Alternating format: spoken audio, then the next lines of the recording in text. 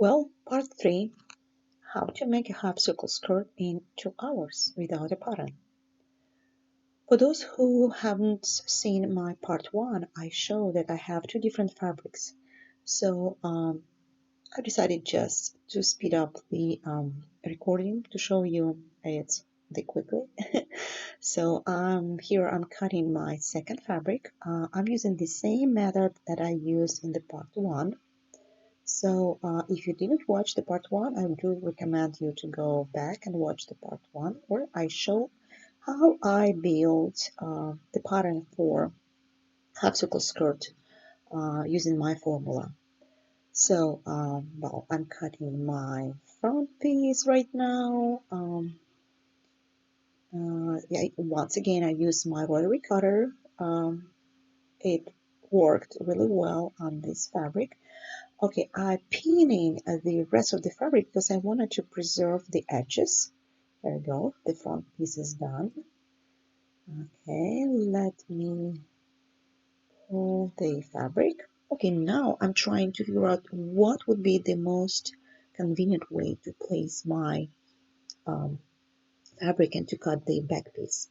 So I decided to go this way, and the closest rectangle, which is closest to you, I decided to use it for the waistband. Here you go. That's what I'm doing right now. I'm cutting my waistband, and okay, reposition the camera. There we go. So this is the radius. So this is going to be my back piece. So right now my front piece just laying down on the fabric. So once again I've used the same strategy. I'm going to just outline my front piece and cut the back piece.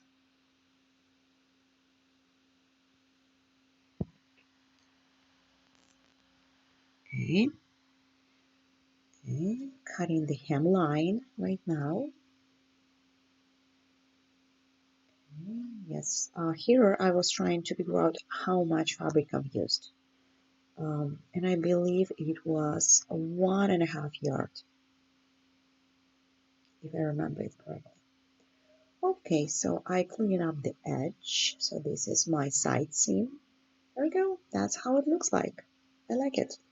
So this is the back piece, this is the front piece, this is the waistline. Okay, so now let's talk about the next step. The next step, I'm going to reinforce my waistband. And for this purpose, I'm going to use SF101 Shape Flex Pellon. That's what it is. This is a woven interfacing. It has a glue on one side. There we go. This is side with the glue. And what I wanted to do, I want to cut 2 interfacing. Since I'm using 2 fabrics, this is my first one. And the way how I cut my interfacing, I usually cut it not including the seam allowance. So as you notice, I've decided to make my waistband narrower. No, not that wide. In the part number 1, I thought I would do it like a 5 inches. I mean the 4 inches wide, and in fold it's going to be like 2 inches. But now I cut it narrower. So after subtracting seam allowance, my um, waistband is going to be 2 inches, 2 and 7/8 inches. And this is my whole waistband. I'm going to fold it in half. So I did cut my interfacing like so. I just cut the piece because I do have it on the bolt. It's just more convenient to cut it when it's not on the bolt. There we go. So I'm going to fold my waistband in half to make sure that I have enough. Perfect. And remember, so I need to cut 2 7/8 wide, and this piece is going to be placed inside of my waistband. So this way I won't have extra thickness on my seam allowances. Yes, because this interfacing is kind of thick. Not super thick, but it is thick. It's not like really super light. And I'm going to use the same interfacing for my polyester blend fabric as well. So I need to cut two since I'm making two skirts, remember? Okay, those are two my waistband interfacing pieces. And since I am on my, I'm working on my ironing table, not my cutting table. So this is why I can't use the rotary cutter right now. So this is why I'm using my scissors. Okay, I'm going to fold the leftovers away. Yes, it may seem kind of strange, but I always try to fold all my interfacing nicely. Okay, I put it aside. And now I need to use my iron, and we need to set the iron, the settings should be the highest, either cotton or linen, both of them work. So mine is a cotton right now. Okay, so I need to warm up my iron. Okay, I grab my first waistband piece. And here we go. The wrong side facing up, since we're going to apply our interfacing onto the wrong side of our fabric. And see what I'm doing right now? I'm showing that I'm going to change the shape of my waistband. The first step, I'm going to fuse or iron press the interfacing onto the waistband, and then I'm going to bend my waistband to create that curved shape. So right now I'm just using the temperature and steam to fuse, to stick the interfacing onto the waistband. And we have done that. And the next step is, see what I'm doing? I fold it in half and I try to lightly bend my waistband. And using the iron, I try to press and to fix that shape. See, I've used a lot of steam. Yes. Okay, be careful and try to, test your iron on your fabric. I do have a Teflon food on it, so this is why I'm kind of okay. I don't worry about to burning my fabric. See, I can even leave my iron on it, and it's safe. Okay, and the end, once again, see, I'm trying to bend it lightly, and the fold is facing me. There we go. See what I'm doing?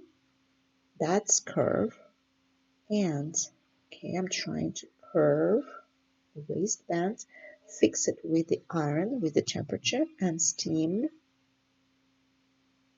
Okay. See, I use my fingers to hold it in place. And look what would happen. If I use the ruler and place it like so, can you see the difference? See, I have like a 1 inch, here we go, 1 inch difference. So I know it's kind of hard to see from this angle, but that's what it is. So what I've done, I've converted the shape of my waistband from straight shape into the curve. Good. So this is my first one. I'm going to repeat the same step with my second fabric, with my silk, and we move into the next step.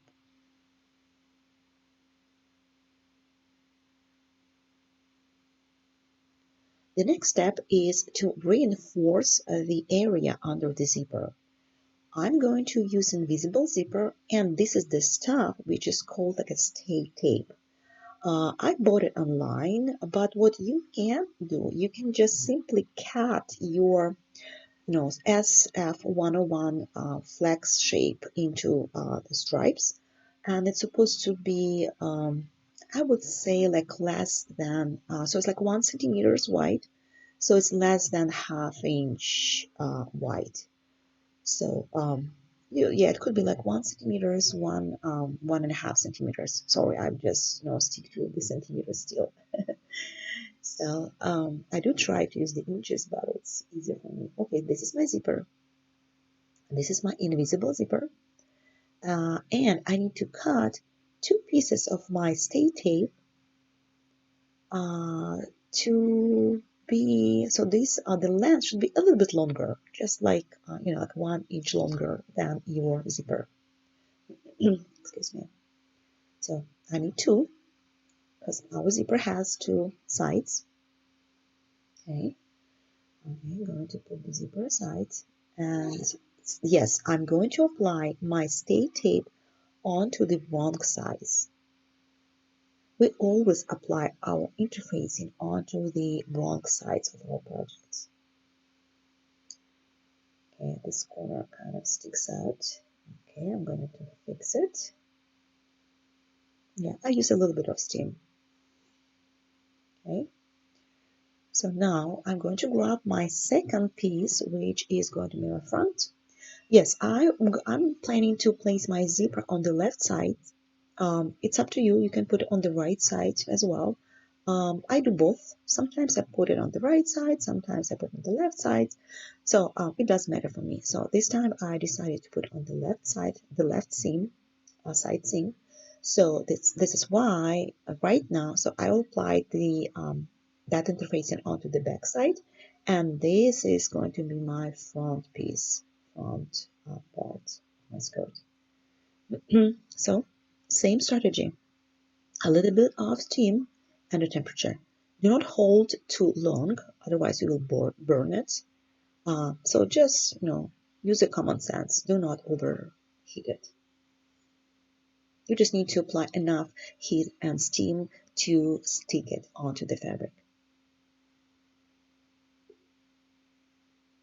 Okay, looks good. Now I'm going to connect front and back pieces together. Yes, hold it together so this way it's being prepared for attaching the zipper. Okay, let's move to the next part.